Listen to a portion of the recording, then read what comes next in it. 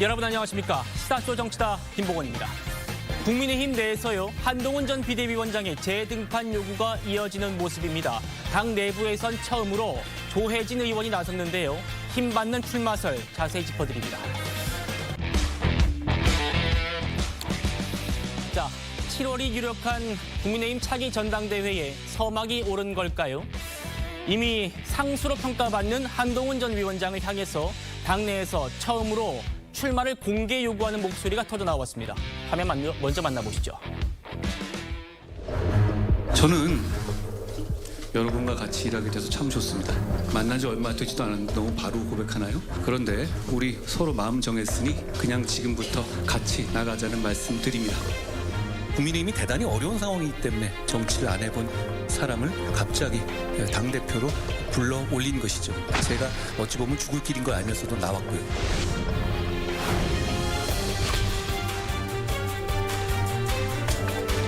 패배 책임이 있으니까 나오시면 안 됩니다. 뭐 이런 이야기를 하면 또 뭐 견제 이런 게서 나오는 거 아니에요? 책임지고 물러나셨는데 근데 또 다시 출마를 한다? 그걸 국민들께서 당의 변화라고 봐주겠느냐? 뭐 원칙적으로 보면 사실은 당분간은 물러나 계시는 게 맞긴 하죠.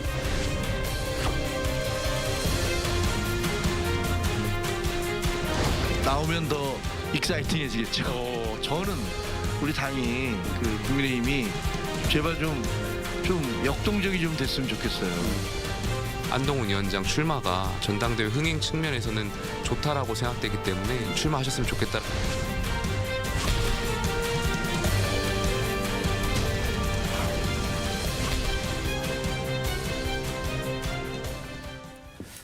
자, 삼선의 조혜진 의원입니다. 바로 보시죠. 그래픽입니다.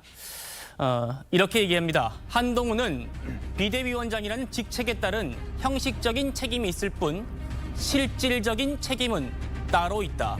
라면서요. 다음이요. 정권 심판이 대세가 된 상황에서 내부에서 계속 발목이 잡히는 그에게 선거의 흐름을 바꿔놓기를 기대하는 건 불가항력의 요구였다. 그러면서요. 이렇게 정치의 뜻이 있고 소명의식이 있다면 출사해야 한다. 이제는 패전 처리 투수, 구원 투수가 아니라 선발 투수, 주전 투수로 나서야 한다. 이렇게 얘기했습니다. 이현정 의원님. 네. 당내 현역 의원들 중에서 처음으로 출마 요구가 나온 건데요. 그런데 조혜진 의원은 아시다시피 유승민계 의원 아닙니까? 네. 유승민계 의원이라 불리는 분이 한동훈 책임론을 부인했단 말입니다. 어떻게 해석할 수 있을까요? 저는 정치에서 책임이라는 게 뭔가라는 의문을 던져봅니다. 지난 대선에서 이재명 대표가 패했지 않습니까? 가장 큰 선거에서 패했죠. 자, 그런데 이재명 대표는 한 3개월 뒤에 보궐선거와 또 당대표 선거를 통해서 부활했습니다. 다시 돌아왔죠. 거기에 대해서 누군가 책임을 이야기를 하지 않았습니다. 자, 근데 그 이후에 이번 선거에서 압승을 이끌어냈지 않습니까? 결국은 저는 선거에서 책임은 바로 여론이라고 생각됩니다. 민심이라고 생각이 들고요.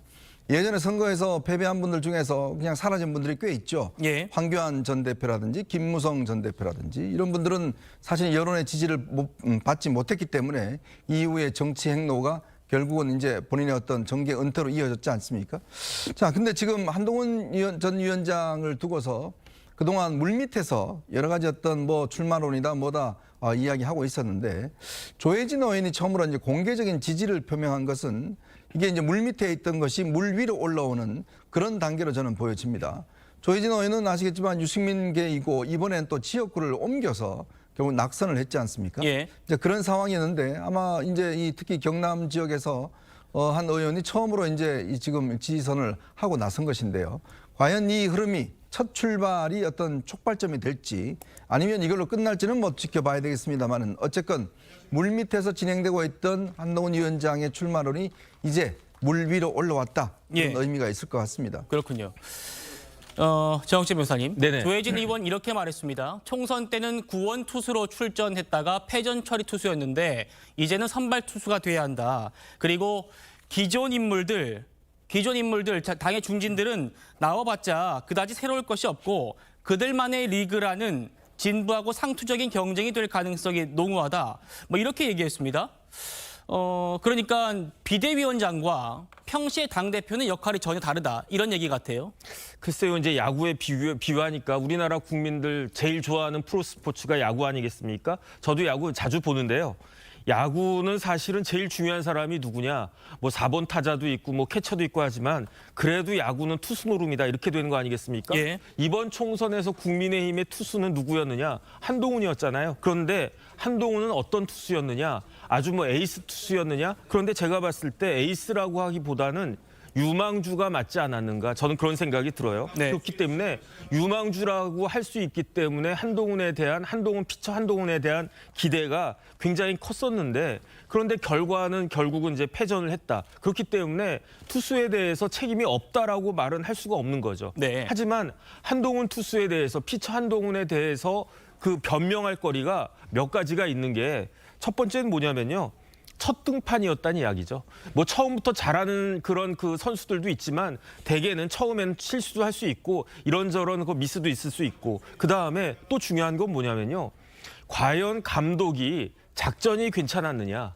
감독의 작전에 미스가 있었다라고 하는 거는 모든 사람이 다 인정하는 거 아니겠습니까? 예. 이런 몇 가지 요인들로 인해 가지고 그다음에 수비진이 실수한 것도 있고 그렇기 때문에 모든 책임을 피처한테만 다 돌릴 수 없는 그러한 상황이고 거기에다가 유망주니까 아직은 꿈나무니까 조금 더 잘 가다듬어 가지고 연습하고 그다음에 실전 훈련 쌓고 하면은 그러면은 코리안 시리즈에서는 이번 뭐 경기가 굉장히 중요한 개막전 정도라고 한다라고 하면 개막전도 중요하지만은 제일 중요한 건 코리안 시리즈 아니겠습니까? 네. 코리안 시리즈에서는 잘할 수 있을 것이다. 그렇게 잘할 수 있도록 좀 북돋아 줘야 된다.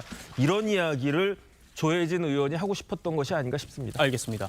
우리 정학재 변호사님께서 한동훈은 선발 투수고 그리고 감독과 수비진 얘기를 했는데 여기에 치환되는 분들은 어떤 분들인지는 시청자 여러분들께서 잘 아실 겁니다. 지난주에 칼국수집 그리고 양재 도서관 또 딤섬집에서 한동훈 전 위원장을 봤다는 그런 목격담이 이어졌죠. 오늘 오전에도 한동훈을 봤다. 횡단보도에서 봤다. 서 있더라. 이런 목격담이 올라왔습니다. 지금 보시는 그런 그림이었는데 김영주 의원님. 네. 지금요. 그 목격담 올리는 게요. 마치 그 밈이라 그러죠. 네. 놀이처럼 되고 있어요. 내가 한동훈 봤다. 나 봤어. 이렇게 올리는 게 지금 화제입니다. 네. 사실은 이제 그것은 뭐 호감도와 인기도를 반영하는 것이고요. 그 심리적 배경은 어쨌든 오늘 우리가 뭐 패전 투수든 어쨌든 간에 총선 패배에도 불구하고 국민들이 보시기에는 열심히 했고 또 실제로 패전의 원인은 저분이 아니다. 혹은 동정심도 좀 있는 것 같고요. 예. 이제 그런 어떤 호감도가 있기 때문에 이런 밈들이 있는 거 아니겠습니까? 싫어하는 사람이 아무리 옆에 지나가도 등을 돌리거나 보기 싫다고 하지. 네. 내가 봤다. 이것을 봤다는 걸 자랑스럽게 올리거나 그렇지는 않잖아요. 네. 그렇다면 이것이 하나의 어떤 단순히 개인적인 호기심이라든지 지지를 뛰어넘어서 한 번 더 우리 정치를 위해서 쓸 수 있는 계기, 뭐 말하자면 마중물이 될 수 있기를 바라는 것이고요. 또 아마 이건 아마 이 모습 보니까 집 건너편에 있는 양재천으로 가는 길 모양 같은데요. 네. 어쨌든 일상생활하는 모습들이 그대로 주민들한테 잡히고 또 지나가는 시민들한테 잡히고 있는 것이 상당히 뭐 지금 현재 한동훈만 가지고 있는 특권 아닌가 그렇게 보여집니다. 그렇군요. 자, 오늘 석가탄신일이잖아요. 서울 도봉산 입구에서요. 이런 현장 설문조사가 벌어졌답니다. 바로 그림 보시겠습니다.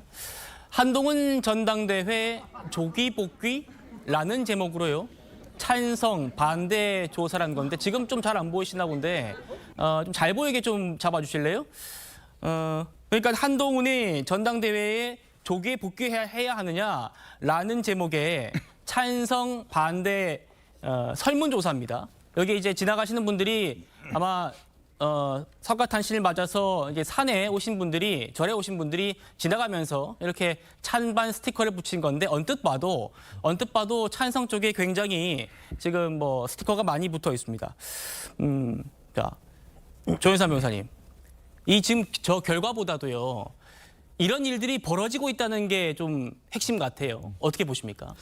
아무래도 여전히 국민의힘 지지자들 입장에서는 한동훈 전 비대위원장에 대한 기대가 여전한 것 같습니다. 그렇다 보니 이렇게 투표도 이루어지고 있고요. 밈 같은 현상도 발생하는 게 아닌가 싶은데요.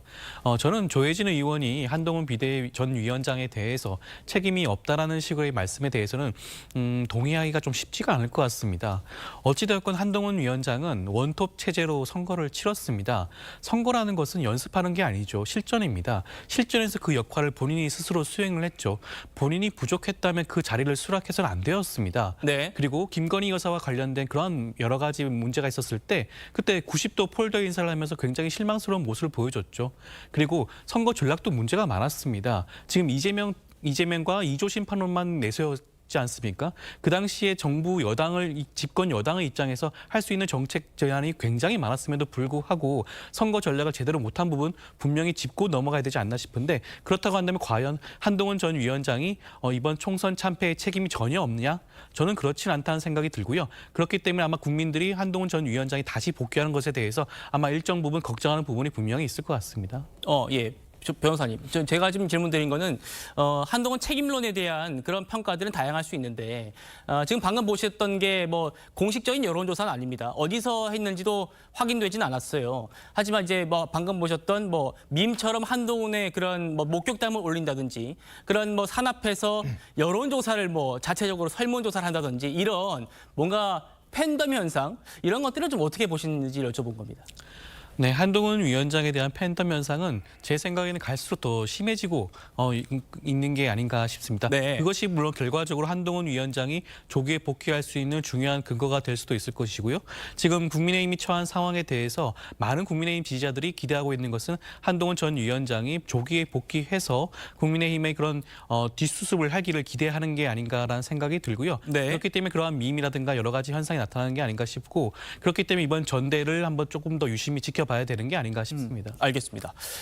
한동훈 전 위원장을 지지하는 그 커뮤니티에서는요. 이 전당대회 출마를 총선 때의 한동훈의 약속과 연결짓는 모습도 좀 볼 수 있었습니다. 들어보시겠습니다. 누가 그렇게 얘기하고 있습니다. 이번 선거 어차피 저를 보고 찍어줘봤자 저는 나중에 쫓겨날 거라고요. 저 그렇게 만만하지 않습니다. 저는 여러분을 위해서 총선 이후에도 제 역할을 다 할 겁니다. 여러분이 원하는 거라면 저는 뭐든 할 겁니다. 저에게 기회를 주십시오. 저에게 아직까지 한 번도 기회를 안 주셨지 않습니까? 제가 이렇게 사라지게 두실 겁니까? 저를 일하게 해주십시오. 어디에서 뭐라든 나라를 걱정하며 살겠습니다. 저는 제가 한 약속을 지키겠습니다. 자, 오늘 새로 나온 여론조사 결과를 좀 하나 살펴보고 가겠습니다. 여론조사 기관인 조원 CNI에 따르면요, 지난 11일부터 13일에 차기 대권 주자 적합도를 조사한 결과인데 보시는 것처럼 이재명 대표가 38.6%고요. 한동훈 전 위원장은 25.1%입니다. 그런데 좀 주목하실 부분은 저희가 그 수치 위에 표시를 해뒀습니다. 이재명 대표는 0.7%포인트 내렸는데요. 한동훈 전 위원장은 3.2%포인트 올랐습니다. 이현정 위원님. 네. 물론 뭐 3.2% 뭐 오차 범위 내고 또 적은 수치라고도 볼 수 있겠습니다만 어쨌든 한동훈 위원장은 활동을 하지 않았고 지금 계속해서 이재명 대표의 어떤 뉴스에 대한 그 비중이 컸던 그 상황을 감안하면 한동훈 위원장의 상승 이건 좀 어떻게 좀 평가할 수 있을까요? 아무래도 이제 여론의 화제성 이런 것들이 좀 높다라고 할 수가 있겠죠. 왜냐하면 이제 좀 전에 이제 우리가 여러 가지 뭐 여론조사 하는 것도 봤고 뭐 여러 가지 이제 이 당내 이야기도 들었습니다만은 결국 이제 한동훈 전 위원장이 선거 패배를 책임지고 사라졌음에도 불구하고 잊지 못하는 분들이 많다. 예. 그리고 또 보수 지지층들 중에서는 결국 지금 현재 국민의힘을 어떻게 하든 좀 붐업시키고 살리기 위해서는 한 전 위원장 많은 사람이 없다. 뭐 이런 판단들을 내리고 있는 거 아니겠습니까? 그러니까 이런 것들이 끊임없이 나오면서 아마 이제 본격적인 행보에 들어갈 수도 저는 있다고 봅니다. 아마 예전에 윤석열 대통령이 검찰총장 그만두고 난 다음에 했던 그런 장면들, 네. 뭐 또 우리가 기억이 나죠. 그리고 또 이제 조국 전 현 대표가 당시 여러 가지 뭐 이 케이크를 들고 뭐 들어가는 장면이라든지 뭐 그런 것들이 이제 지지자들이 뭐 그림으로 만들어서 올리고 한다든지. 맞아요. 그러니까 요즘에는 이게 어떤 이 SNS가 워낙 발달하다 보니까 어떤 지지의 어떤 형태들을 그런 방식을 통해서 지금 뭐 내가 봤다 뭐 그래 올리고 그게 또 화제가 되고 예. 팬카페에 많은 분들이 또 가입을 하게 되고 뭐 이런 현상들이 이제 일반적으로 있는 거죠. 그만큼 어떤 지지층들이 잊지 않고 있기 때문에 뭐 이런 것들이 아마 앞으로 계속된다 그러면 지난 아마 이 총선 끝나고 난 다음에 보다는 상당히 우상향하고 있는 그런 어떤 추세가 보이고 있는 것 같습니다. 네, 이현정 의원님 말씀 주셨습니다만 한동훈 전 위원장의 요즘 행보가 윤석열 대통령과 비슷하다 이런 얘기가 나옵니다. 그러니까 지금 딱히 공개 활동을 하지 않고 있잖아요. 그런데도 시민들이나 지지자들의 그 목격담으로 본인을 드러내는 시기인데 이게요. 윤석열 대통령이 보시는 것처럼 검찰총장직에서 물러난 이후에 보였던 행보와 비슷하다는 겁니다. 이때 반려견과 뭐 산책을 한다든지 또 뭐 지금 나가는 모습이죠. 아까는 이제 천안함 모자를 쓰고 공원에 나온다든지 뭐 이런 게 소위 뭐 파파라치 샷이라 그러죠. 이렇게 언론에 찍혀가지고 나오는 뉴스가 되곤 그랬는데 김영주 의원님 네. 이런 모습과 한동훈의 지금 최근의 행보가 비슷하다. 이현정 의원님 말씀 주셨습니다만 실제로 그런 얘기 나옵니다. 네, 뭐 그런 얘기 나올 수 있는데 더 독특한 것은 말이죠.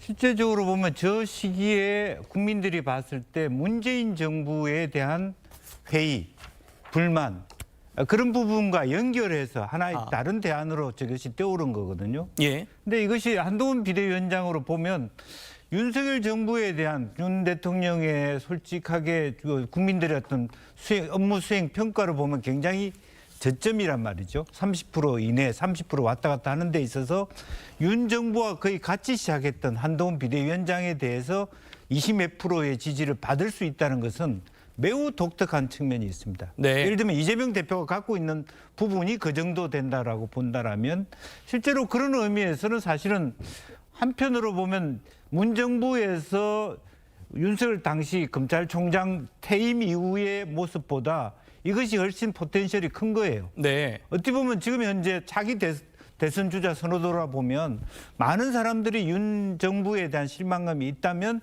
훨씬 말하자면 한동훈 비대위원장에 대한 지지율은 더 낮아야 돼요.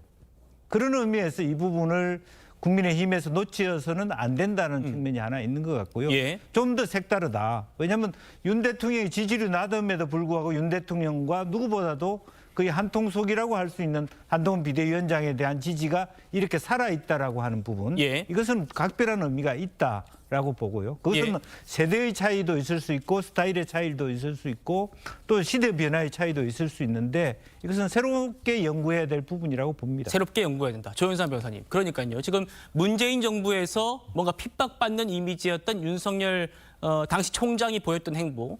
이게 지금 한동훈 전 위원장의 행보와 비슷하다. 어떤 의미가 있다고 보십니까? 지금 한동훈 전 위원장은 윤석열 대통령 곁에서 그때 어떠한 행보를 보였는지 곁에서 바로 보신 분이라고 할 수 있지 않겠습니까? 네. 어떻게 보면 학습 효과가 있다라고도 할 수가 있겠고요. 그 과정을 거쳐서 윤석열 대통령이 대통령의 자리에 오르지 않았겠습니까? 한동훈 위원장 입장에서도 지금 살아있는 권력인 윤석열 대통령과의 거리가 일정 부분 멀어진 상태에서 이와 같은 모습을 보여주면서 그러면서 국민의힘 지지자들로부터 일정 부분 지지를 호소하고 공감을 형성하는 그러한 모습을 보여주는 게 아닌가 싶고 예. 이러한 모습 자체가 한동훈 전 비대위원장의 체급을 계속해서 올릴 수 있는 그런 효과가 있지 않을까 싶습니다. 그렇군요. 조만간에 한동훈 전 위원장과 만나기로 했다는 분이 있죠. 바로 이상민 의원인데 한동훈 전 위원장이 전대 출마 쪽으로 마음이 기운 것 같다라고 내다보았습니다. 들어보시죠. 한동훈 위원장에게는 책임을 지고 물러나 있기 때문에 이를 넘어서야 되는 명분이 더 필요하지 않습니까? 이를 압도할 만한 명분을만 있다면 나오려고 하지 않을까? 마음이 기울지 않았을까라는 저의 순전한 추측을 하고 있습니다. 주위의 환경이 자꾸 그 한동훈 위원장을 나오지 않을 수 없게 하는 촉발 환경들을 조성하고 있잖아요. 홍준표 시장 뭐 발언이라든가 또 주위의 여러 사람들이 당내외에서 결과적으로 홍준표 시장의 분심은 그 한동훈 위원장 출마를 원하는 건지는 모르겠는데. 정영진 변호사님. 네네. 지금 같은 상황에서 한동훈에게 더 필요한 명분이라고 하면 뭐가 있을까요? 지금 명분이 어떻게 필요하겠습니까? 한동훈 비대위원장한테는요, 제가 봤을 때 명분은 없어요. 패전지장 유구무원 아니겠습니까? 무슨 할 말이 있겠습니까? 그런데 한동훈 비대위원장 보고 나오라고 하는 것은 어떤 명분이 있기 때문에 나오라고 하는 게 아니에요. 네. 2021년 3월에 윤석열 당시 검찰총장이 총장직 그만두지 않았습니까? 그런데 보수 야당을 지지했던 사람들이 문재인 대통령 밑에서 고위공직자, 그것도 그냥 고위공직자입니까? 검찰총장을 했던 사람에게 관심을 많이 줬어요. 그러니까 조금 전에 봤던 것처럼 그런 여러 가지 일들이 있지 않았습니까? 3년 전에.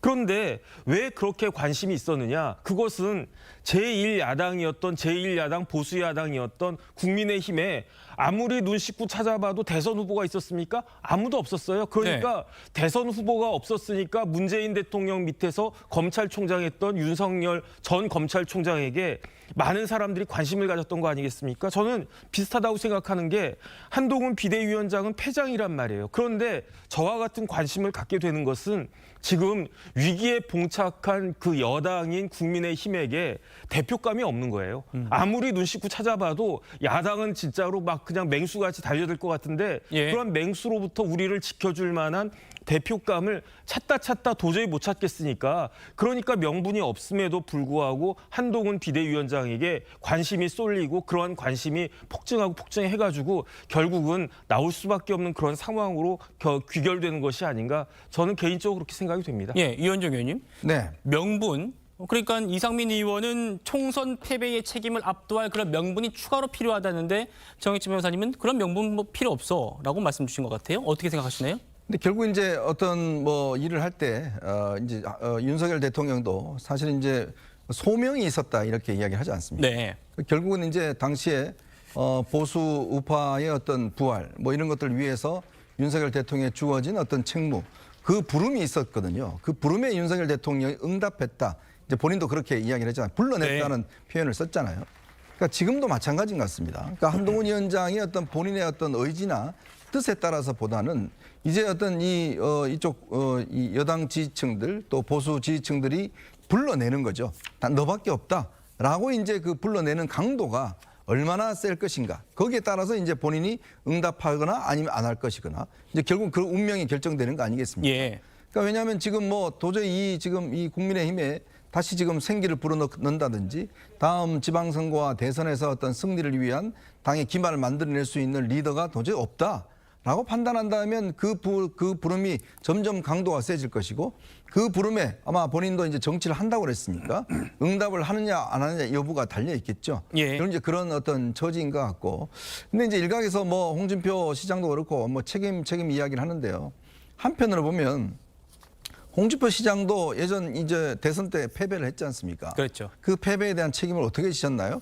본인은 무소속 출마를 했습니다. 그 이후에 결국 무소속으로 당선이 돼서 또 그 다음에 어떻게 했습니까? 다시 시장 출마를 해서 당선이 됐어요. 예. 이제 그런 어떤 책임을 지었던 분입니다. 즉 그 책임이 뭐죠?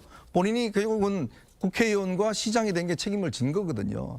그렇게 역으로 생각한다 그러면 한동훈 위원장에게 당신은 나오지 마.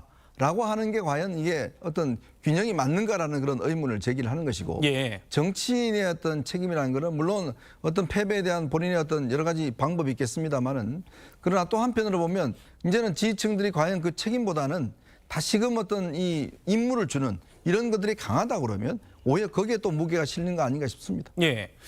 김영주 의원님. 네. 지금 홍준표 시장의 말들을 보면 뭐 계속해서 한동훈을 굉장히 신랄하게 비판을 해왔었는데 지금 이상민 의원도 얘기했지만 실제로 속내가 그러면 한동훈이 나왔으면 하는 건가? 왜냐하면 한동훈을 때릴수록 전대 출마의 명분을 만들어준 게 홍준표다라는 얘기가 있거든요. 글쎄요, 뭐 나오게 하려고 하지는 않았겠죠. 그런 의미는 없는 것 같고요. 어쨌든 이러한 부분이 뭐 어쨌든 대통령과의 만찬 이후에 좀 도드라졌다는 측면에서 그동안의 어떤 그 소위 윤한 갈등이라고 하는 부분, 그 속내를 조금 이해하는 입장에서 대통령의 심기를 좀 두둔해주고, 예. 그리고 실제적으로 그것은 제가 느끼기에는 이제 올드 패러다임이라고 봅니다. 어쨌든 이 당은 당정 일체가 되고 대통령 중심으로 가야 된다. 그런 의미에서 한동훈 비대위원장이 조금 더 고개를 숙여야 된다. 그런 식으로 보여지고 있고 당원들에게도 그런 측면에서 좀 한기를 시켰다. 그렇게 보여지는데 본인의 의도와 상관없이 이제 그것이 오히려 더 말하자면 장작불이 되어가지고 실제로 한동훈 비대위원장이 나올 수밖에 없는 지경으로 가는 거 아닌가. 저는 그렇게 해석을 하고 있습니다. 알겠습니다. 정치 변호사님, 네네. 지금 조금 전에 동아일보에서 좀 기사가 났는데요. 이게 뭐냐면 그동안 이제 한동훈 위원장이 목격담 정치로 뭐 변죽만 올리냐 이런 비판이 있었는데 여기에 대해서 친한계 의원을 지금 그 인터뷰로 해서요. 이렇게 얘기를 했답니다. 한동훈 위원장이 80~90%는 출마 쪽으로 마음 먹었다. 이런 기사는 좀 처음 나온 것 같아요.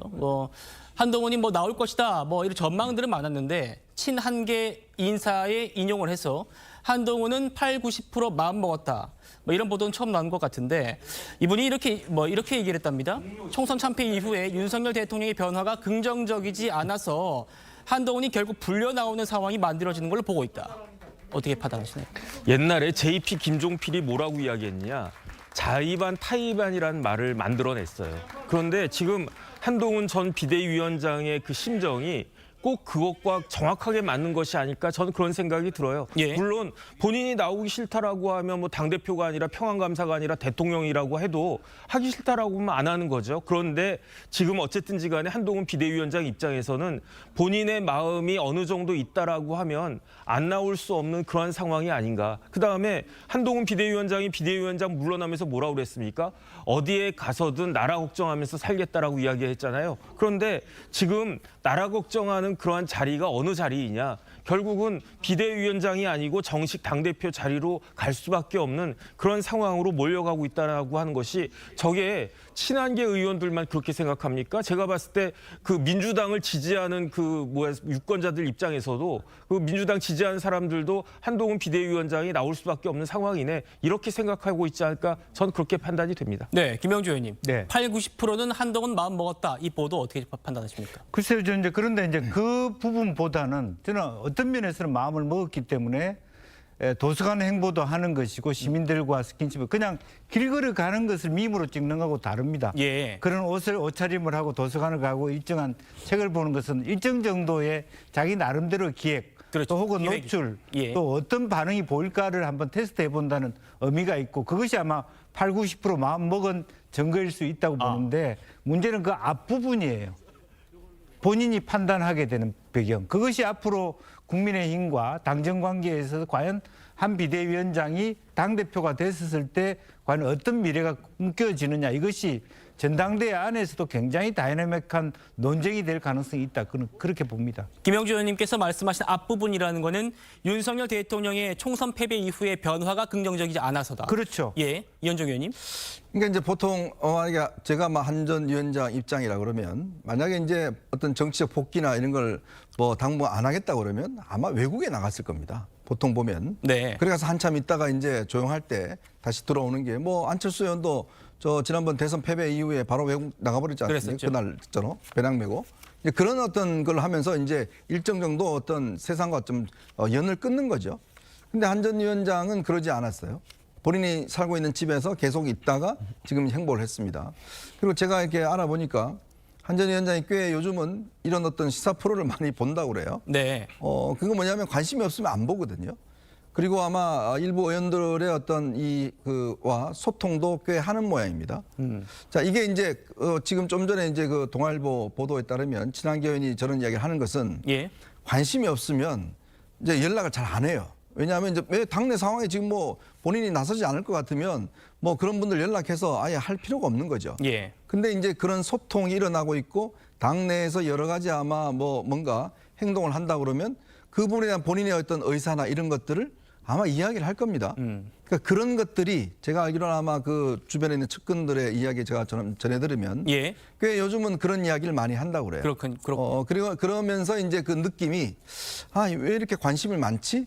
그다음에 왜 이렇게 어떤 이 문제에 대한 뭐 시사 프로 많이 보고 또 오늘 누가 나와서 무슨 이야기 했더라는 것도 이제 알고 있다고 그러고 뭐 이런 거 등등을 따져보면 종합적으로 보면 이제는 어떤 전당대회 관심도가 좀 높아지고 있는 거 아닌가. 그리고 이제 윤 대통령이 만약에 이제 이 대선 총선 패배 이후에 뭐 지지율이 올라가고 기자회견하면 좀 상승했다 그러면 한 전 위원장은 그 상대적으로 좀 나오기가 힘들었을 거예요. 네. 근데 이제 지금 현재 정체성이 있고 당도 당대로 지금 뭐 변화가 없고 어제 천목회 회원들은 밤샘 토론을 했는데 나머지 분들은 별 관심이 없고 뭐 이런 상황이 되다 보니 본인이 뭔가 좀 책임을 져야 되겠다라는 부분에 대한 좀 생각이 있지 않겠는가 뭐 그런 좀 추정을 해봅니다. 알겠습니다.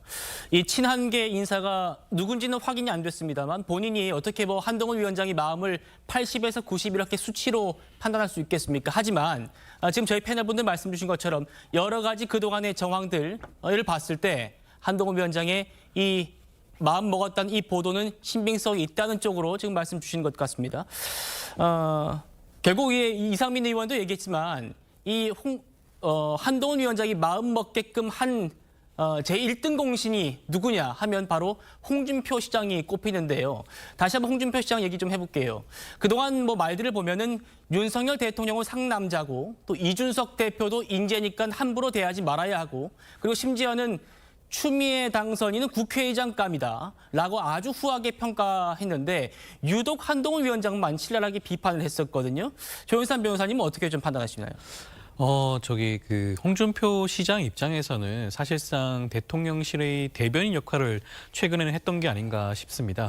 대통령실이 직접 할 수 없는 한동훈 전 위원장에 대한 비판을 서슴없이 할 수 있는 그러한 역할을 부여받은 게 아닌가 싶은데 그럼에도 불구하고 이준석 대표라든가 지금 추미애 후보에 대해서 후한 평가를 하는 것은 어떻게 보면 대통령실과의 입장과는 좀 괴리가 굉장히 크지 않나라는 생각이 들고 약간 좌충우돌식으로 이런 메시지를 던지는 게 아닌가 싶은데 지금 홍준표 시장이 기대하는 것은 차기 대권이 아닌가 싶습니다. 그러다 보면 어찌됐건 대권의 경쟁 상대라고 할 수 있는 한동훈 비대위원장을 어찌됐건 흠을 만들고 그다음에 대선 과정에서 자기보다 우위에 설 수 없는 그런 역할을 하는 게 지금 홍준표 시장이 기대하고 있는 부분이 아닌가 싶은데 그렇다 보니 이런 좌충우돌 메시지가 나오는 게 아닌가 싶습니다. 좌충우돌 메시지다. 알겠습니다. 잠시 얘기 나눴던 대로요. 홍준표 시장요. 국회의장이 되면 중립을 지키지 않겠다. 그리고 이재명의 대권 가도에 도움이 되겠다고 한 이 추미애 당선인을 향해서도 국회의장 할 만한 사람이다. 이렇게 평가를 해서 또 화제가 되기도 했었는데요. 추미애와 홍준표 이 두 사람의 과거 모습도 한번 보시겠습니다. 집권당 원내대표, 당대표 다 경험하셨고 또 행정을 다룬 지사까지 경험이 주로 높으신 경륜 있는 우리 홍준표 대표시니까 정말 국민을 위해서 또 국익을 위해서 좋은 파트너가 돼주시고요. 저도 성심껏 잘 모시도록 하겠습니다. 많은 도움 부탁드립니다. 덕담해 주시는 의미를 살려보도록 하겠습니다.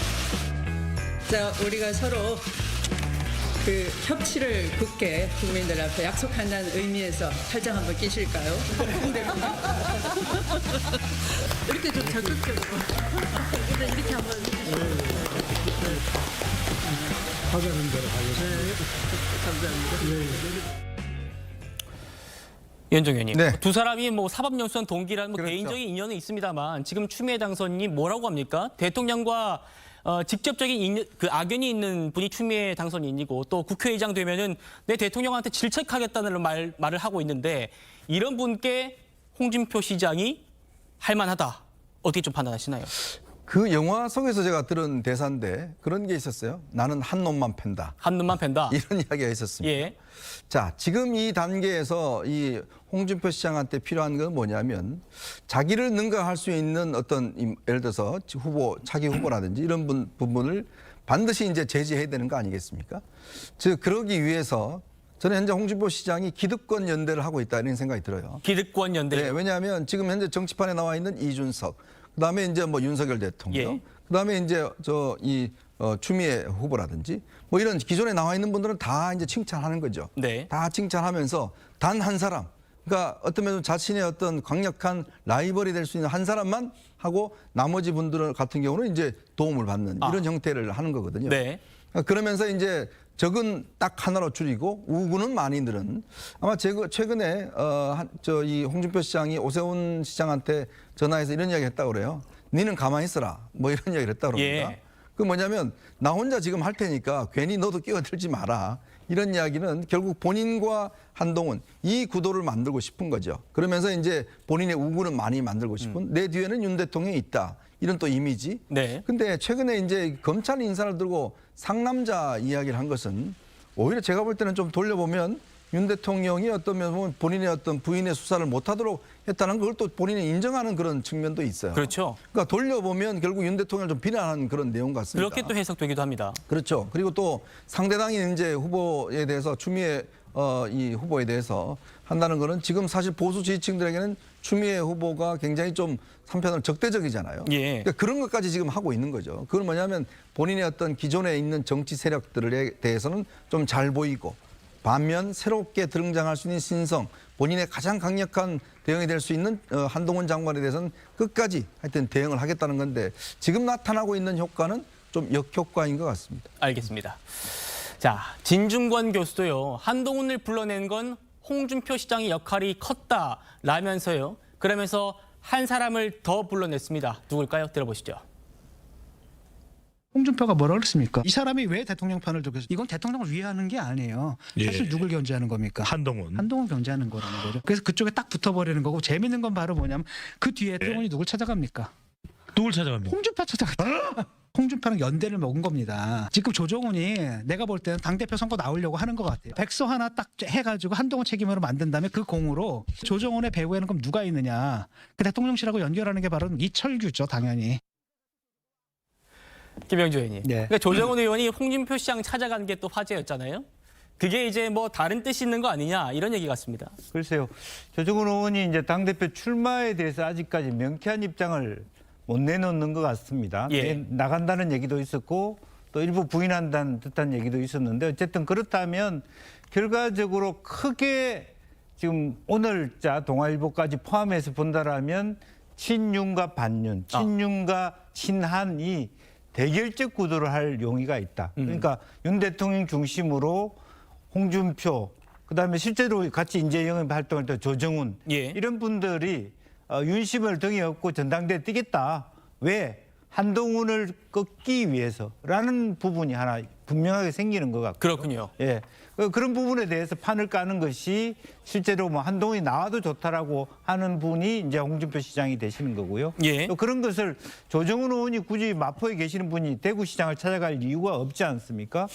그렇게 갔다라고 하는 것은 그런 것을 더 이상 물 밑에서가 아니라 물 밖으로까지 나오겠다는 의지를 진중권 교수가 얘기하고 있다. 그렇게 보여집니다. 예, 정은식 변호사님. 그러니까 지금 아까 동아일보 기사에 나왔던 그런 전제, 김영주 의원님께서 여러 번 지금 중요하다고 강조해 주시는 부분이 친한계 인사의 발로 총선 참패 이후에 윤 대통령의 변화가 긍정적이지 않아서 한동훈이 나온다. 이 부분을 지금 말씀하신 것 같아요. 네네. 그런데 제가 진중권 교수의 이야기를 나름대로 분석을 해보니까 어떻게 되어 있느냐. 세 사람이 한동훈 전 비대위원장을 비판한다는 거예요. 홍준표, 이철규, 조정훈. 그런데 비판한다는 것은 공통점인데 3인 3색이라는 거죠. 그러니까 동상이몽이다. 첫 번째, 홍준표 시장은 한동훈 전 비대위원장을 비판하는데 그것이 대통령을 위해서 비판한 것이 아니라 본인이 대통령이 되기 위해서 비판한다. 이렇게 생각하는 것 같고 그다음에 이철규 의원이 한동훈 비대위원장을 비판하는 것은 홍준표 시장과는 달리 윤석열 대통령을 위해서 비판하는 것이다. 그다음에 세 번째로 조정훈 의원도 한동훈 전 비대위원장을 비판하는 모습인데 그것은 당대표가 되기 위한 것이다. 이렇게 세 사람이 동상이몽이고 3인 3색이다라는 취지로 이야기하는 것으로 저는 이해가 되는데 설마 그렇겠습니까? 저는 그냥 진중권 교수의 상상력이 아닌가 저는 그런 생각이 들고요. 그런데 외부 사람이 이러한 상상력을 발동하게끔 하는 모습을 패전한 지금 총선에서 패배한 국민의힘이 보여주고 있다는 것 자체가 이게 국민의힘의 난맥상을 보여주는 것이다. 저는 그런 생각이 듭니다. 알겠습니다. 조정훈 의원이 위원장을 맡은 이 총선 백서 TF 결과가 오는 6월 중순쯤에 나올 걸로 예정이 되고 있는데 이게 지금 한동훈 전 위원장의 책임을 겨냥하고 있다 이런 분석들이 많거든요. 그렇게 되면 전당대회가 7월쯤 치러질 거기 때문에 전당대회 직전에 한동훈의 책임을 담은 백서가 나올 것이다 이런 전망인데 조현삼 변호사님 이 백서 결과가 전당대회에 영향을 끼칠 수밖에 없을 것 같으신가요? 어떠신가요? 일단 백서특위위원장인 조정은 의원이 여기 백서와 관련돼서 분명하게 말씀을 해주지 않고 있으시죠. 황우여 비대위원장이 이번 총선 참패의 책임에 대해서 특정인이 아니라 당의 책임으로 하는 게 어떻겠냐라는 의사를 밝혔음에도 불구하고 여기에 대해서 호응하는 말씀은 하지 않으셨던 것으로 보여요. 네. 그렇다고 한다면 조정은 의원 입장에서는 이번 백서에서 한동훈 전 비대위원장의 책임을 적시할 가능성이 높지 않을까 싶고 특별히 뭐 한동훈 전 위원장 이라고 적시하지 않더라도 전반적인 뉘앙스에서 그 책임을 물을 가능성이 높아 보이는데 그렇다고 하더라도 한동훈 위원장이 이번 전대에 참여하지 않을 것인가? 저는 그렇지는 않다고 봅니다. 한동훈 위원장이 이번 전대에 참여하는 것은 기정사실이고요. 지금 전대 룰에 대해서도 여러 가지 말이 나오고 있지만 전대 룰을 어떤 식으로 하든지 간에 사실상 친윤을 대표하는 후보가 없는 상태에서 한동훈 위원장이 아마 독보적인 지지를 얻지 않을까 싶고 거기에 대해서도 아마 친윤 입장에서도 일정 부분 공감대가 형성되어 있지 않나 싶습니다. 그렇기 때문에 최근에 이철규 의원의 경우에도 한동훈 전 위원장의 출마에 대해서 유화적인 모습을 보여주기도 했죠. 그렇기 때문에 저는 한동훈 위원장이 이번 백서 출간과 무관하게 전대 출마는 기정사실이 아닌가 싶습니다. 예, 알겠습니다. 이현정 의원님, 이거 한번 정리 좀 하고 가죠. 지금 자막 나가고 있는 이 부분입니다. 친한계에서 80~90%가 전당대회에 한동훈 나올 거다라고 마음 먹었다. 그 전제로 총선 이후에 윤석열 대통령의 변화가 없기 때문이라는 말을 했는데 이 얘기는 그러면 한동훈 위원장은 이번 전당대회에서 친윤 대 비윤, 친윤 대 반윤의 그 구도를 각오하고 나온다는 그런 의도로 봐야 됩니까? 일단 나올 결심을 하게 되면 일정 정도 그런 어떤 본인의 어떤 칼라, 본인의 어떤 주장들 이런 것들을 아마 하는 감안한 상황 속에서 아마 나오려고 그럴 겁니다. 근데 이제 가장 좋은 구도는 지금 이제 이렇게 집권 여당이 사실은 이렇게 친윤이나 아니면 반한이냐 이렇게 나눠지는 것 자체가 굉장히 이 여권 내의 분열로 생각이 들고 이게 앞으로 이 윤 대통령 임기 남은 3년 동안 이렇게 가다가는 사실 제가 볼 때는 아마 제대로 갈 수가 없을 겁니다. 자, 그렇다면 지금 현재 이제 대통령실의 어떤 입장 변화 이런 것들도 이제 필요할 것 같고요. 왜냐하면 이제 어떻게 하든지 간에 뭘 바꾸든지 간에 사실은 이제 당내에서 친윤이 아마 이제 당 대표가 되기는 어려운 구조입니다. 자, 그렇다면 이거 현실을 받아들여야 돼요. 그게 또 저는 이용해야 될 측면도 있다고 봐요. 지금 왜냐하면 좀 대통령이 지금 이 선거 끝난 지 한 달이 넘었는데 기자회견도 하고 또 민생 행보도 다시 하고 하지만 지지율이 올라가지 않습니다. 그럼 뭐냐면 아직 국민들이 보시기에 정말 변했는가? 이 부분에 대한 아직까지 물음표가 있단 말이에요. 그거를 지금 대통령실은 뭘 하든지 간에 올라가기는 저는 쉽지 않다고 봐요. 그렇다면 결국은 당과 함께 뭔가 변해가야지만이 대통령실도 상승하는 효과가 있는 거 아니겠습니까? 당이 바뀌고 뭔가 어떤 내부에서 뭔가 좀 국민의 여론을 듣기 위한 뭔가 움직임이 있고 이래야지만이 바뀌는 거 아니겠어요? 한 바퀴로는 안 간다는 거죠. 두 바퀴가 함께 가야 된다는 것인데 그러기 위해서는 과연 그러면 친윤 당대표가 나오면 잘 굴러가겠습니까? 국민 여론이 그럴까요? 저는 안 그렇다고 보거든요. 오히려 이게 갈등의 요소가 아니라 서로의 어떤 견제와 감시와 상승의 요소로 본다 그러면 저는 오히려 더 이 지지율이 상승할 수 있는 효과가 있다고 봐요. 왜 국민 입장에서는 자, 당이 그러면 좀 대통령실을 견제해주고 대통령실도 이런 당의 어떤 견제를 받아들여서 좀 더 민심을 듣고 만약 한다고 그러면 옛날처럼 당정 일치다. 과연 그렇게 일치가 돼서 효과가 났습니까? 아니잖아요. 김기현 대표가 나와서 뭔가 지지율이 막 올라갔습니까? 아니잖아요. 오히려 조금의 다른 색깔이 다른 어떤 당과 대통령실이 서로 어떤 면에서 하면 오히려 이게 상승 효과를 이뤄낼 수 있다. 그렇게 좀 발상을 전환한다 그러면 이거는 어떤 면에서 갈등보다는 서로 어떤 면에서 보면 좀 보완하는 그런 효과가 있지 않을까 하는 생각이 듭니다. 알겠습니다. 한동훈이 전당대회에 나올 거다. 이거는 지금 상수로 봐야 한다는 얘기들이 많았는데 나오게 되면 그 토론회는 어떻게 흘러갈 것인가. 이게 아마 총선 책임론으로 흘러가지 않을까라는 전망이 많았거든요. 그런데 지금 좀 전에 나왔던 그 보도에 보면 친한계 인사는 그게 아니다. 윤석열 대통령의 태도 변화에 대한 부분을 직접 거론했기 때문에 뭔가 한동훈 위원장이 판을 뒤집으면서 나오지 않을까라는 쟁점이 다시 바뀌는 것 같습니다. 김영주 의원님, 한 번 더 말씀 주시면요.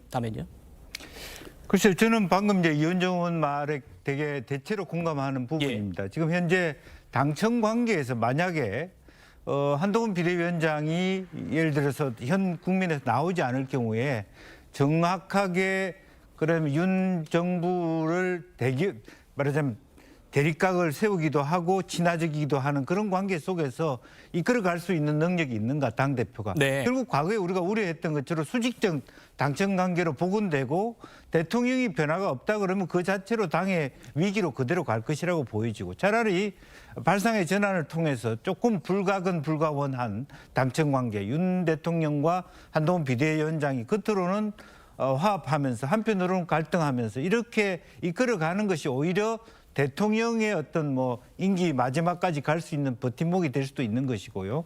또 한편으로 눈여겨봐야 될 것이 일반 여론조사에서 뭐 오늘 데이터가 나올 수 있는지는 모르겠습니다만은 유승민 의원이 한동훈 비대위원장보다 일반 데이터에서는 1, 2% 높다라고 하는 것도 벤치마킹을 할 필요는 있다고 봅니다. 아마 그 오차 범위 내일 겁니다만. 네네. 예. 그것은 뭡니까? 국민이 가르쳐 주는 거거든요.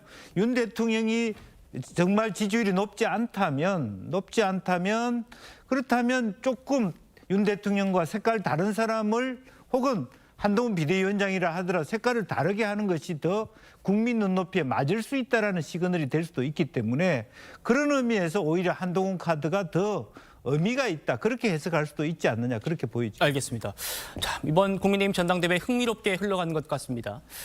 국민의힘 내에 3040 세대가 주축이 된 천목회라는 모임 굉장히 주목받고 있는데 잘 아실 겁니다. 어젯밤부터 오늘 아침까지요. 밤샘 토론을 했대요. 그리고 조금 전에 그 결과물을 내놨는데 물론 당연히 한동훈 책임론 그리고 전당대회 출마에 대한 얘기도 들어 있습니다. 한번 들어보시죠. 어제 이제 논의가 진행되는 과정에서 어떤 특정인의 어떤 책임을 물겠다 뭐 이런 것들은 저희는 전혀 그런 건 없었습니다.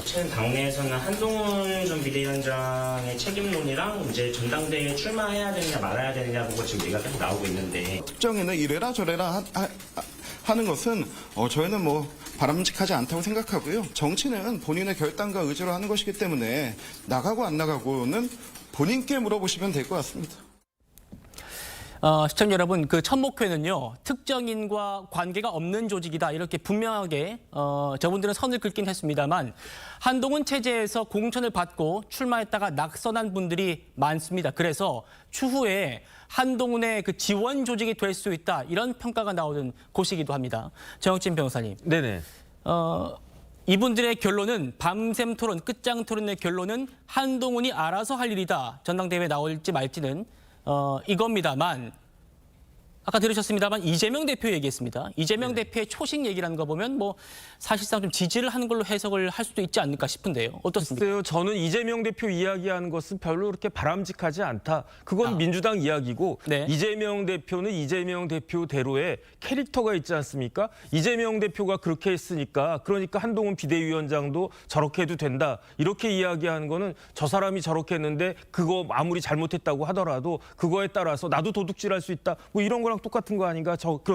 그런 생각이 들기 때문에 예. 저 비유는 맞는 것 같다는 생각은 들지 않는데 중요한 건 뭐냐면은 천목회라고 했는데 이 천목회 멤버들이 어떤 사람들입니까? 국민의힘에서 요번에 거의 대부분 처음 출마한 상대적으로 젊은 출마자들 아니었겠습니까? 그러면 어떤 생각을 할 수 있느냐? 내가 왜 떨어졌느냐? 내가 왜 떨어졌냐면은 비대위원장이 잘못해서 그다음에 뭐 2조 심판 같은 게 잘못됐다라고 하면 그런 이유로 해서 내가 떨어졌기 때문에 비대위원장이 책임을 져야 된다. 이렇게 나가는 것이 사실 일반론적인 생각인데 예. 그런 천목회 사람들조차도 지금 한동훈 비대위원장에 대해서 그렇게까지 나쁘게 생각하지 않는다는 그런 모습이 지금 국민의힘과 국민의힘을 지지하는 많은 사람들의 정서를 대변하고 있는 것이 아닌가 저는 그런 생각이 듭니다. 알겠습니다. 아직 그 당의 공식 기구인 그 총선 백서-TF가 결과물을 내놓기 전입니다. 하지만 천목회가 이렇게 총선 패배의 원인을 진단했습니다. 그래픽 같이 보시죠. 이태원 참사, 전당대회 당시에 그 연판장 사태, 나경원 전 의원을 출마하지 못하게 했던 그 연판장 사태, 강서 보궐선거 공천, 입틀막 사건, 이종섭 호주대사 임명 이렇게 5가지가 총선 패배를 부른 사건, 주요 사건이다. 이현정 의원님. 네. 이거 5가지 쭉 보면요. 모두 용산을 겨냥한 것 같습니다. 네. 그러니까 이제 선거라는 게 윤 대통령도 이야기했지만 정권에 대한 일단 국민들의 평가다 이런 이야기를 하지 않습니까? 네. 근데 지금 저는 이제 국민의힘 내에서 백서를 만들면서 한동훈 위원장을 뭐 만나니 장동혁 전 사무총장을 만나니 뭐 이런 등등 그다음에 또 이게 뭐 2조 심판론도 잘못됐다 그다음에 뭐 원톱이어서 잘못됐다 뭐 이런 이야기 하고 있는데요. 정말 이분들이 어떤 선거의 패배의 어떤 이 원인 찾는 방식을 정말 잘못하고 있다는 생각이 들어요. 자, 그러면 이번 선거 이 사후 여론조사 결과를 보면 20대, 30대 여성층에서는요 거의 70%가 민주당 지지합니다. 자, 정말 이 민주당의 지지가 너무나 쪼그라들었어요. 그리고 65세 이상만 국민의힘을 지지하고 있거든요. 자, 근데 그렇다면 저는 이번에 보면 경기도, 인천, 대전, 충남, 충북 여기 완전히 완패했지 않습니까? 그러면 지금 황우여 비대위원장이나 지금 이 백서 TF팀이나 본인들이 지금 한동훈 위원장 찾아갈 게 아니라 그 지역에 내려가서 정말 왜 그러면 국민의힘을 안 찍으셨는지 예. 그리고 20, 30대 여성들을 한번 이 FGI 그룹으로 해서 모아서 왜 국민의힘이 본인들은 찍지 않았는 건지 그걸 한번 조사하는 게 가장 우선 아닌가요? 거기에서 저는 원인이 나온다고 봅니다. 거기서 책임도 나온다고 봐요. 예. 근데 그거를 하지 않고 지금 자기들 내에서 문제만 찾고 있는 거예요. 아니 그러면 공동선대위원장을 3명 하면 그러면 국민의힘이 160석 했습니까? 2조 심판론 안 하고 그러면 25만 원 준다고 그랬으면 국민의힘이 이겼습니까?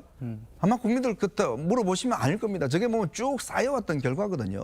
그렇다면 정말 원인을 찾자 그러면 정말 국민들이 왜 그렇게 찍으셨냐에 대한 여론들을 먼저 수렴하고 그 결과를 가지고 논의하는 게 저는 우선 순서 아닌가요?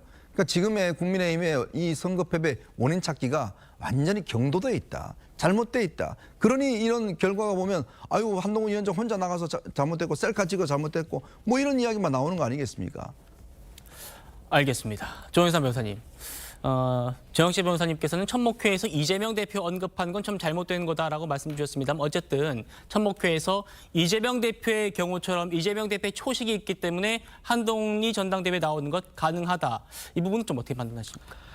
그렇다고 한다면 과거에 이재명 대표가 전당대회에 출마했을 당시를 되새겨보면 그때 굉장히 비판적인 입장을 견지하지 않았겠습니까? 네. 그 비판이 고스란히 한동훈 위원장한테 돌아갈 수밖에 없겠죠. 그렇기 때문에 이재명 당대표와 한동훈 위원장의 경우는 전혀 달리 봐야 되지 않을까 싶고요.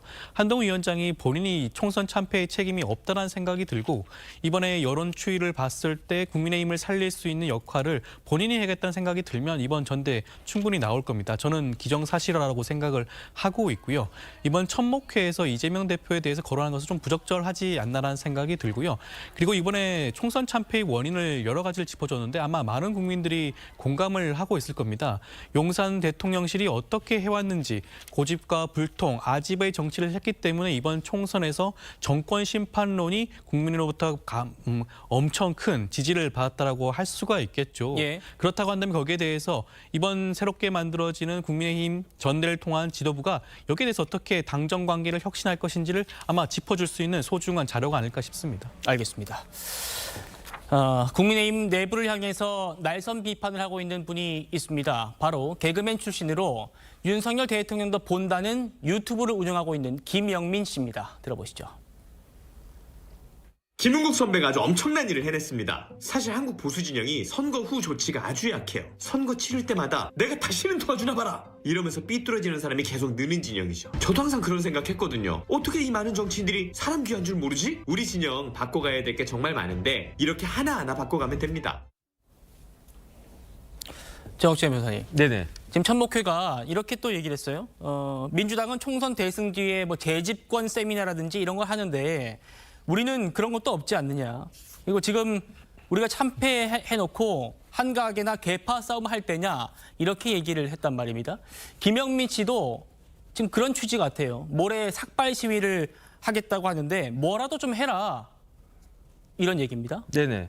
그러니까 지금 오히려 이긴 쪽에서는 더 열심히 해서 앞으로 정권 교체를 하기 위해서 나아가자 이렇게 이야기를 하는데 진 쪽에서는 네 책임이냐 내 책임이냐 사실은 그래서 진 것 같아요. 왜냐하면 어떤 조직이든지 간에 제대로 굴러가는 조직은 어떻게 하면 이 문제를 해결할 것인가 목표도 명확하고요. 그다음에 문제가 발생하면 그 문제 해결에 대해서 그 중지를 모아가지고 합심하는 그러한 조직이 이기는 거 아니겠습니까? 그런데 패배한 쪽은 어떤 어떻게 되냐면 목표도 불분명하고 그다음에 문제가 발생했을 때 이게 네 책임이야 내 책임이야 내 책임 아니니까 난 빠져나가고 남은 거 가지고 내가 어떻게 좀 해보자 이런 거 아니겠습니까? 이런 모습들이 보여지니까 저런 비판이 나오는 거고요. 빨리 저런 상황에서 탈피하는 것이 필요할 것이다라고 생각이 됩니다. 알겠습니다. 김영민 씨도 방금 들으신 것처럼 언급했던 김은국 씨요. 한동훈 전 위원장과 곧 식사를 할 것 같다네요. 직접 한번 들어보시죠. 이제 서로 연락을 주고받는 사이이지 만나지는 않았어요. 총선 때 참 나도 고생했지만 그 사람도 비대위원장으로 저보다 뭐 엄청 많이 뛰었잖아요. 하루에 뭐 몇 탕씩 뛰었는데 지금 이제 그만두고 이제 몸이 좀 많이 좋아진 것 같은데 움직이는 것 같은데 뭐 도서관에서 나타났다 뭐 이런 뉴스도 많은데 저도 이제 조만간에 식사를 갖고 왔습니다. 일정이 대충 잡혔습니까? 아니 이제 잡는다고 했어요. 자기가 좋아하는 사람을 마음 놓고 지지하고 뭐 그런 세상이 와야죠. 근데 당 차원에서 그건 해야 된다고 봅니다. 우리 우파가 이제 그게 문제죠. 그게 국힘당의 비중 있는 대표가 감사하다 이렇게 저희들을 도와주셨는데 좀 수술되면은 좀 제대로 한번 모시겠습니다. 이런 전화는 해야죠. 당연히. 위원정 의원님, 한동훈이 전당대회 출마 80-90% 마음 먹었다 이 시점에서 김은국 씨와 또 만나네요. 네. 그러니까 정치의 저는 본질은 결국 사람이라고 봅니다. 정치를 하는 세력이 정치를 잘하기 위해서는 결국 주변에 얼마나 많은 사람들을 가지고 있을 것인가. 유력한 대선 후보였던 사람들이 점점점 주변에 사람이 떨어져 나가면서 지지도가 떨어지고 이런 현상을 우리가 많이 봐왔지 않습니까? 그럼 결국은 사람을 중요시하지 않기 때문에 그래요. 정치라는 게 많은 사람들을 결국은 본인 주변으로 모여들게 하는 거 그게 우리 당이 아닙니까? 근데 지금 국민의힘을 보면 선거 끝나면 그냥 아무것도 없는 것 같아요. 제가 요즘 그 국민의힘 의원들 페이스북에 영남 지역 의원들을 다 이렇게 친구면서 보고 있는데 요즘 굉장히 즐거워요. 다들 뭐 행사하는 거, 먹방하는 거 그런 거 막 올리고 있습니다. 근데요 보시면 알겠지만 저 천목 회원들 밤샘 했거든요. 정말 영남 지역에 있는 의원들도 똑같은 국민의힘 의원들 아닙니까? 그렇죠. 그러면 그냥 본인들 당선됐기 때문에 아유 앞으로 4년 동안은 아무 문제 없어 할 게 아니라 정말 이런 상황이라 그러면 정말 뭔가라도 움직여야 될 텐데 근데 이제 본인들은 그냥 지역에서 어디 가서 뭐 지역구 인사하고 뭐 맛있는 거 먹는 거 찍어 올리고 이런 일만 하고 있어요. 그러니 국민의힘이 정말 국민들이 보시기에 선거 때 정신 차렸나? 지금 민주당 보십시오. 지금 연일 뭔가 그래도 뭐 비판받지만 어디 가서 시위도 하고 뭐 하고 있지 않습니까? 그렇죠. 결국은 이제 김은국 씨나 김영민 씨 지적하는 게 뭔가라도 해야 된다. 움직여야 된다. 원인을 찾아야 된다. 내가만 당선됐기 때문에 그냥 끝이다. 라는 게 아니라 그런 지금 압도적인 지금 숫자를 가지고 있는 영남 지역 의원들이 지금 과연 뭘 하고 있는지 그런 것들을 저 지금 몸부림치고 있는 저런 부분들을 어떻게 바라볼 건지 저는 그게 개혁되지 않으면 국민의힘 앞으로도 희망이 없을 겁니다. 알겠습니다. 위원정 의원님의 말씀 좀 잘 새겼으면 좋겠습니다. 국민의힘 의원들이요. 저희는 여기까지 하고 다음 주제로 넘어갑니다.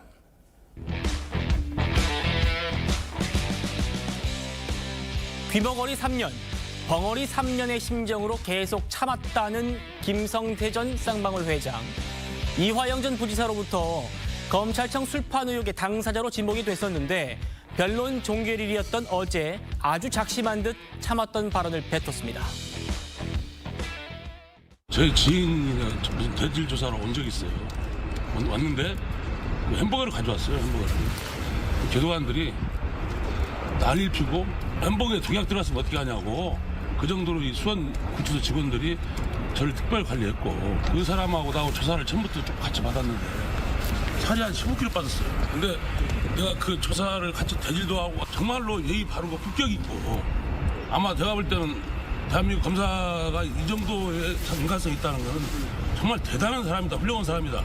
거꾸로 이화영이가 탁자 치고 소리 지르고 그 한두 번이 아니야. 근데 한 번도 근데 그 사람은 이화영이 조사받고 나가면서 90도 인사하고 한 번도 큰 소리 낸 적이 없어요. 몇 달을 조사받은 거지. 나 역시도 이화영 형이 잘 되길 바라고 건강하게 잘 되길 바라는데 도대체 어떤 마음을 가지고 알리고 그다음에 회사는 회사대로 문제가 생기고 그거에 대해서는 검찰이 아주 가혹하게 했죠. 저에게. 근데 사실은 우리한테는 가혹하게 하면서 저 북치고 장구치고 저런 사람들한테는 말도 못하면서 아니 사업하는 사람이 기업인지 본이냐고 국민당이 때리고 그다음에는 검찰이 때리고 그다음에 또 민주당이 때리고 더불어 살라고 내려가고 열심히 사는 사람들이 얼마나 많은데 기업인들은 맨날 당해야 되고 정치인들은 말도 못하는 것들이 나 볼 때 검찰도 문제가 많어. 왜 우리만 자꾸 들어지냐고 맨날. 언론도 마찬가지. 뭘 했는데 막말 했어. 내가 누구처럼 막 돈을 먹었어. 무엇을 했어. 미안합니다. 미안합니다. 라면서 이제 말 마쳤습니다만 굉장히 울분을 토했습니다.